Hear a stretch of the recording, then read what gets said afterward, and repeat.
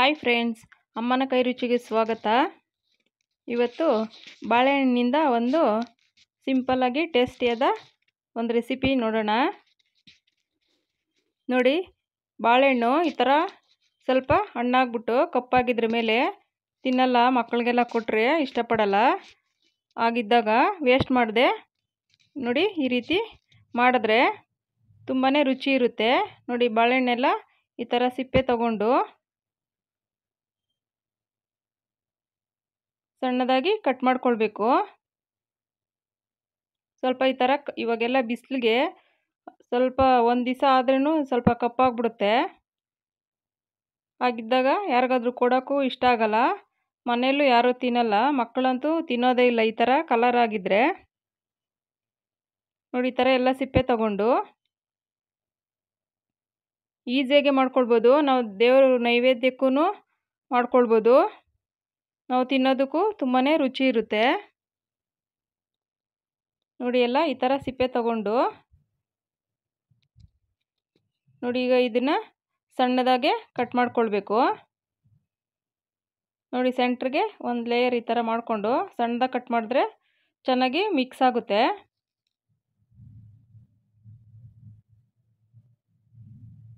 ತುಂಬಾ ಇಷ್ಟಪಟ್ಟು ತಿಂತಾರೆ ಮಕ್ಕಳೆಲ್ಲ. ಸಂಜೆ ಟೈಮಲ್ಲಿ ಈ ಥರ ಮಾಡಿಕೊಟ್ರೆ ನೋಡಿ, ಈ ಥರ ಸಣ್ಣದಾಗೆ ಕಟ್ ಮಾಡ್ಕೊಳ್ಬೇಕು.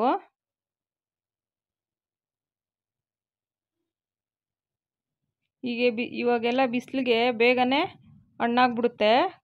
ಒಂದು ದಿವಸಕ್ಕೆ ಕಾಯಿ ಥರ ಇದ್ರೂ ಒಂದು ದಿವಸಕ್ಕೆಲ್ಲ ಫುಲ್ಲು ಕಲರ್ ಚೇಂಜ್ ಆಗಿಬಿಟ್ಟು ಮೇಲೆಲ್ಲ ಬ್ಲ್ಯಾಕ್ ಆಗಿಬಿಡುತ್ತೆ. ಆದರೂ ಒಳಗಡೆ ಹಣ್ಣೆಲ್ಲ ತುಂಬಾ ಚೆನ್ನಾಗಿರುತ್ತೆ.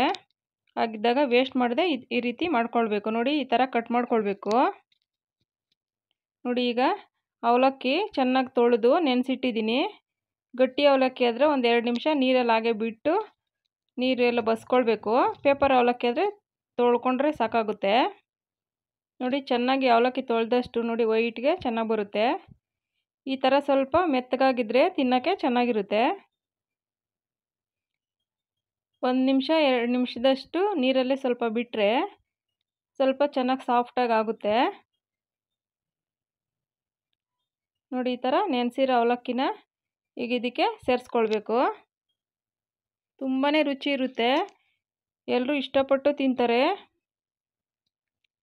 ನೋಡಿ, ಈಗ ಅದಕ್ಕೆ ಬೆಲ್ಲ ಪೌಡ್ರ್ ಮಾಡಿರೋ ಅಂಥದ್ದು, ನಿಮಗೆ ಸ್ವೀಟ್ಗೆ ಎಷ್ಟು ಬೇಕಾದರೂ ಹಾಕ್ಕೊಳ್ಳಿ. ಸಿಹಿ ಜಾಸ್ತಿ ಇಷ್ಟಪಡೋರು ನೋಡಿ, ಕಾಯಿ ತುರಿ ತುರ್ಕೊಂಡಿರೋ ಅಂಥದ್ದು. ಇಲ್ಲಿ ಕಾಯಿ ತುರಿ ಬೇಕಾದರೆ ಜಾಸ್ತಿ ಸೇರಿಸ್ಕೊಳ್ಬೋದು, ಟೇಸ್ಟ್ ಚೆನ್ನಾಗಿ ಬರುತ್ತೆ. ಕೆಲವ್ರಿಗೆ ಇಷ್ಟ ಆಗಲ್ಲ ಜಾಸ್ತಿ ಹಾಕಿದ್ರೆ, ಎದೆಲೆಲ್ಲ ನಂಜೂರಿಯ ಥರ ಆಗುತ್ತೆ. ನೋಡಿ, ಏಲಕ್ಕಿ ಪೌಡ್ರು ಸ್ವಲ್ಪ ಕೊನೆಯಲ್ಲಿ, ಅದು ಫ್ಲೇವರೇ ತುಂಬ ಚೆನ್ನಾಗಿರುತ್ತೆ. ಈಗ ಇದನ್ನು ಚೆನ್ನಾಗಿ ಮಿಕ್ಸ್ ಮಾಡ್ಕೊಳ್ಬೇಕು.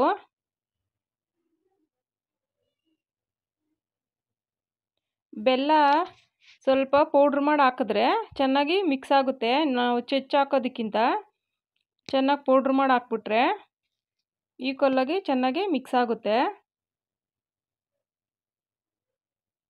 ತಿನ್ನೋಕ್ಕಂತೂ ತುಂಬಾ ರುಚಿ ಇರುತ್ತೆ. ನೀವು ದೇವಸ್ಥಾನಕ್ಕೆ ದೇವ್ರ ನೈವೇದ್ಯಕ್ಕೆ ಈ ಥರ ಎಲ್ಲ ಮಾಡಿಕೊಡ್ಬೋದು, ಪ್ರಸಾದದ ಥರನೂ ಮಾಡ್ಬೋದು. ಹೆಚ್ಚು ಬಾಳೆಹಣ್ಣು ಉಳಿದಿದ್ದಾಗ ಈ ಥರ ಮಾಡಿಕೊಟ್ರೆ ಮಕ್ಕಳು ಎಲ್ಲ ಇಷ್ಟಪಟ್ಟು ತಿಂತಾರೆ. ನೋಡಿ, ಈ ಥರ ಚೆನ್ನಾಗಿ ಮಿಕ್ಸ್ ಮಾಡಿಕೊಂಡು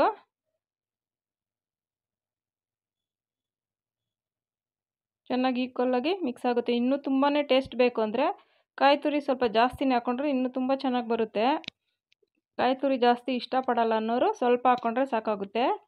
ನೋಡಿ, ಈಗ ಒಂದು ಪ್ಲೇಟ್ಗೆ ಹಾಕ್ಕೊಂಡ್ರೆ ತುಂಬಾ ಚೆನ್ನಾಗಿರುತ್ತೆ.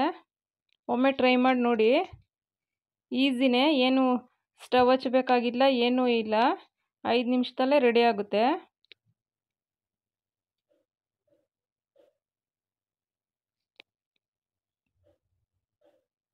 ನೋಡಿ, ಈಕ್ವಲಾಗಿ ಚೆನ್ನಾಗಿ ಬೆಲ್ಲ ಎಲ್ಲ ಮಿಕ್ಸ್ ಆಗಿದೆ. ಟೇಸ್ಟು ಅಷ್ಟೇ ತುಂಬಾ ಚೆನ್ನಾಗಿದೆ, ಬೆಲ್ಲ ಪೌಡ್ರ್ ಮಾಡಿ ಹಾಕಿರೋದ್ರಿಂದ. ಒಮ್ಮೆ ಟ್ರೈ ಮಾಡಿ ನೋಡಿ. Thank you friends.